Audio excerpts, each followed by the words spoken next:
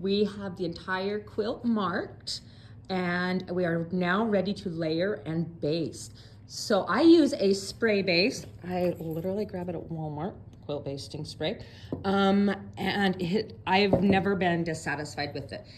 It holds decently, but it's repositionable as desired. I've been able to clean up any overspray quite easily, so it's been some good stuff for me. And then I want this quilt to be light and fluffy. And so I am using an extra loft polyester batting for this quilt. Again, I just grabbed this one at Walmart. When I do cotton quilts, I tend to prefer a warm and natural or something a little bit more dense. But for this quilt, I want the soft, flowy, fluffy draping quality that this batting will give. Anyway, so I have my quilt top spread out over 8 tables, again in my classroom. This is the steps that I will be doing here at school before contract time kicks in. I have put the fabric out right side down. So my top is on bottom. I need to make sure I smooth any wrinkles out. And then to help it stay that way, masking tape. I'm gonna masking tape, 4 or 5 spots on each side. I'm not gonna stretch it tight. I'm just going to tape it so that it stays where it needs to be. So I will be back to show you the basting process once I have taped my corners and sides of my quilt in place. Okay, I want to show you the process of how I spread my batting out, make sure it covers everything, it's where it needs to be, and I do that before I get my basting spray out. So sometimes the batting comes folded in half and you have to do lots and lots of layers. This particular one has an edge right here, so this does go faster with 2 people, but I enjoy just doing it myself sometimes in the nice quiet of my classroom before the craziness comes in. So I'm going to start, by the way, sometimes you'll have like little fluffies or colored specks in your batting. Came out of the package this way. For a quilt like this that's so light colored and this particular fabric, make sure you pick any of those off. I did a quilt for someone once that I didn't take the time to do that, and I felt really bad because every little speck of whatever that came through on the batting showed through. And it doesn't happen often that this batting has that, but this particular one does. So, pick anything off as we see it.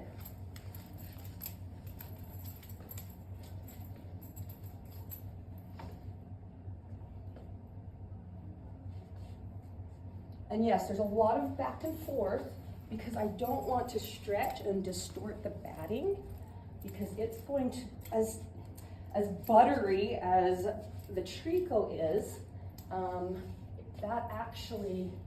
the batting is actually a very large portion of the substance of the quilt. We want to make sure that I have a good 1.5 inches or so possible of batting beyond my quilting length.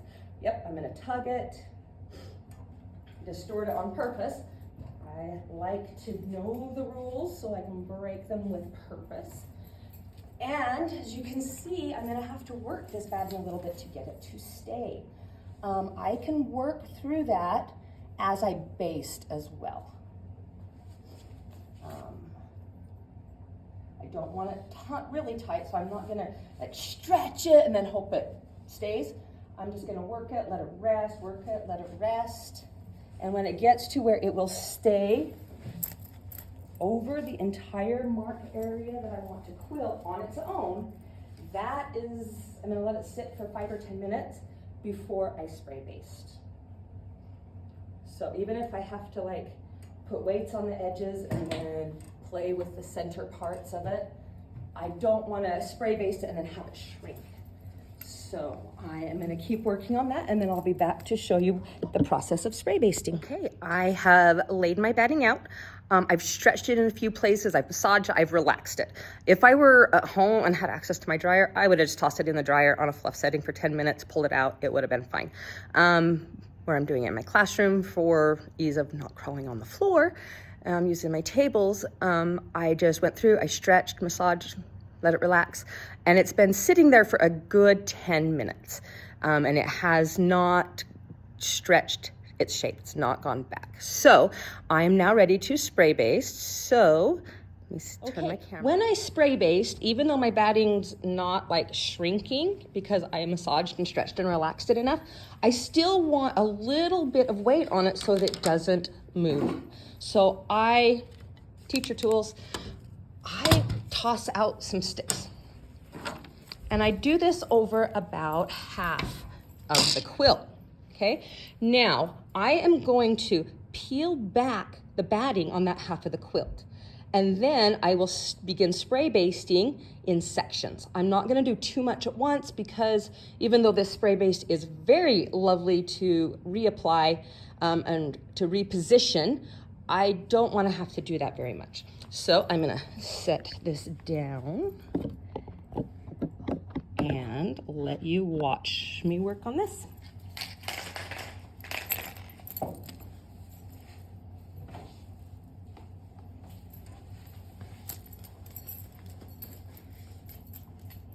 And this is one thing that is kind of fun and nice to do with a friend, but as long as you don't mind a few extra steps and walking around, it's simply much easier up on the table.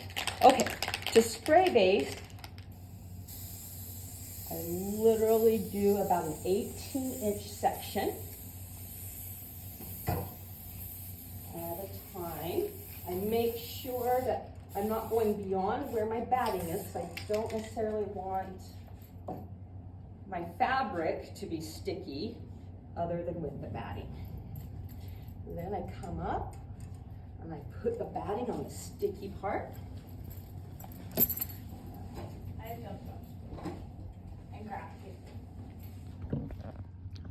So there's one section done.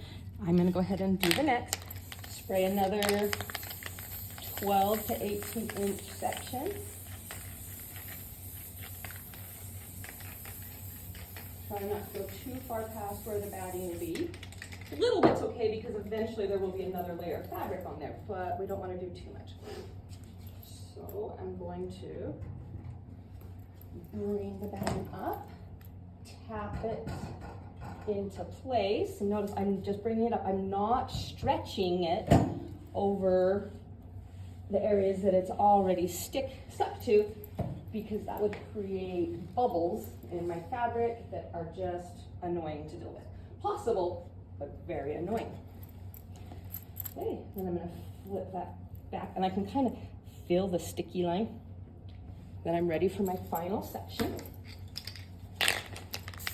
Hoping that this can of spray will make it. Probably gonna have to bust out another one. I can usually get 4, 5, 6, depending on the size of the quilt, up to about 6 quilts per 1 can of spray. So I always keep some on hand, but I don't need to, buy stock in the company.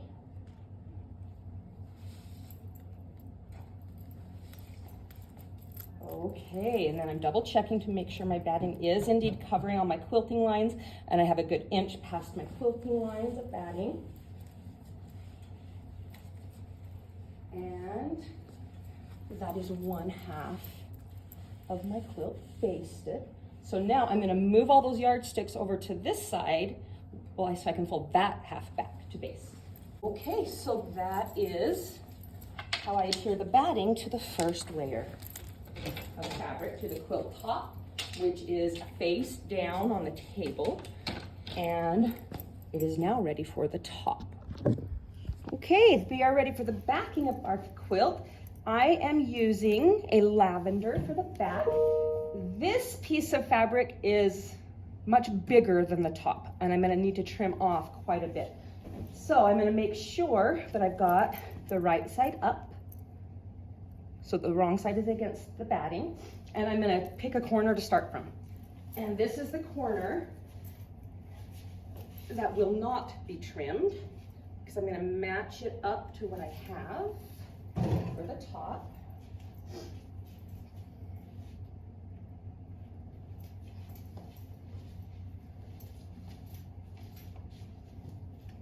There is a spot on this that I don't know where it came from, but I'm confident it will wash out since I will be washing markings anyway.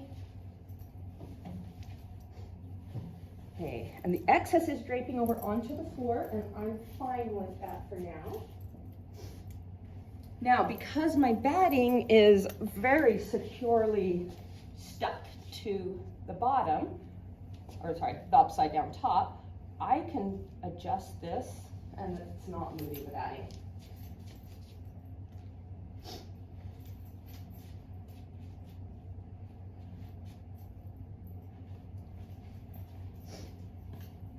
Now this tricot, this particular type that I have, came in 120-inch wide. So I've got plenty to trim off. So I don't have to stress about the ends matching exactly. As long as I'm several inches past the quilting line, I'm good to go. I do want to make it as square as possible, just so I don't waste the extra piece when I cut off, because I can use it for another project.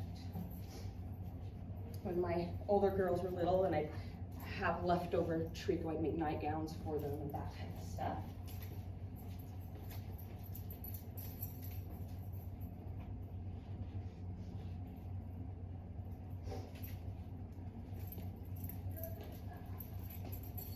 Okay, now I'm going to trim off the excess lavender fabric.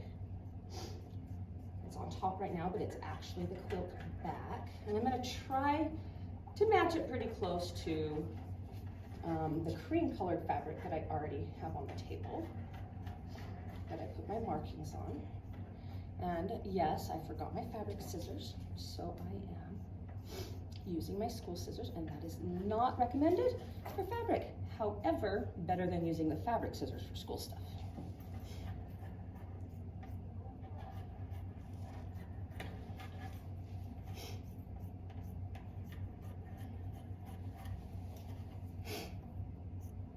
So I'm making my lavender fabric just the same size as my cream colored fabric, because I'm gonna be trimming off to where the markings were on the pattern, because the tricot is so oversized and I want plenty of room on my edges to work with. So now that I have that trimmed, I'm gonna do the exact same thing with this that I did with the batting. I am going to lay sticks out to hold half of it in place, fold half of it back, spray it a section at a time to get it out. It is a little wrinkly, I don't care.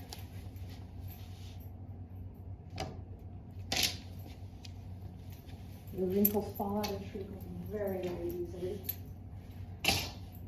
Okay, those are out. I'm going to slide back my fabric. Oh, did you see how nice and flowy that went back? I love working with tricot. Some people think it's a nightmare. To me, it's just beautiful.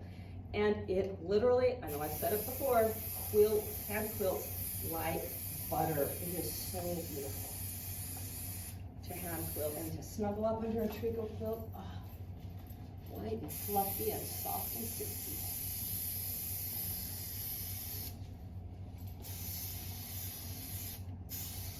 And this time I'm going beyond the batting onto the top fabric, the cream fabric, so that that batting is encased and it's not making a mess while I am working on my hoop.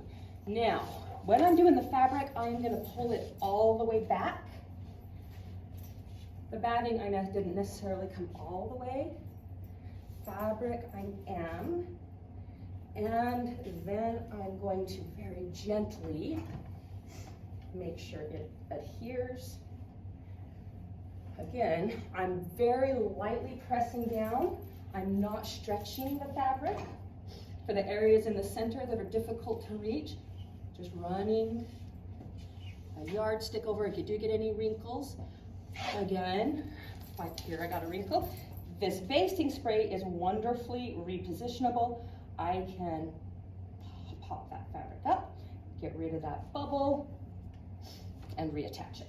So, one thing I love about this particular type of basting spray. Pull it back to 9.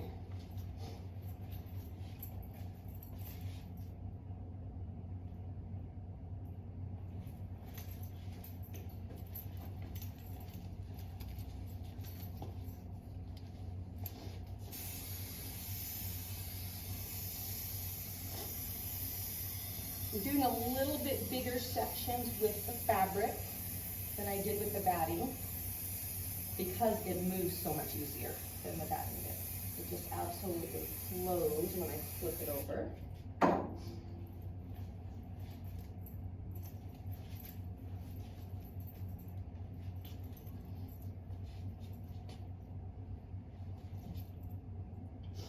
If you can see any areas that are particularly loose, you can pull those out before you start the whole. Grab a stick and make sure that it's in contact with the basting spray. And again, if you do form any bubbles, pick the fabric up and then re-stick it. Okay, so that's this half of the quilt. I'm gonna move my yardsticks and do the other half in the same manner. Okay, I've finished basting the entire quilt. I've let it rest for several minutes to make sure that everything as it has stuck together quite. So, and I just fold the outsides in. And this just, I try to do this to kind of protect those edges. I do have it, you know, adhesive fabric to fabric beyond the batting, so I don't have a mess with the batting. And she is ready for the trip home. Okay, so the quilt is all folded up with the edges inside, placed into a bag, ready to go home and spend many quality hours with me and my lap hoop in front of the TV. I've got some lovely hours of Netflix and quilt in front of me. And now that I've got that part done, I'm in time to start getting to work. Contract time starts here in just a few minutes. So I'm gonna go get ready for my students to come. But I just wanted to show you the marking process and the basting process that I use for whole cloth quilts, especially nylon tricot quilts. I hope that someday you decide to try this, whether it be on a small lap quilt or yeah, do something small before you tackle a big one, but get out there and do it. Good luck finding tricot. If you know where to find tricot other than online, especially if you can find tricot in a brick and mortar store, let me know. Drop an address in the comments and let's quilt.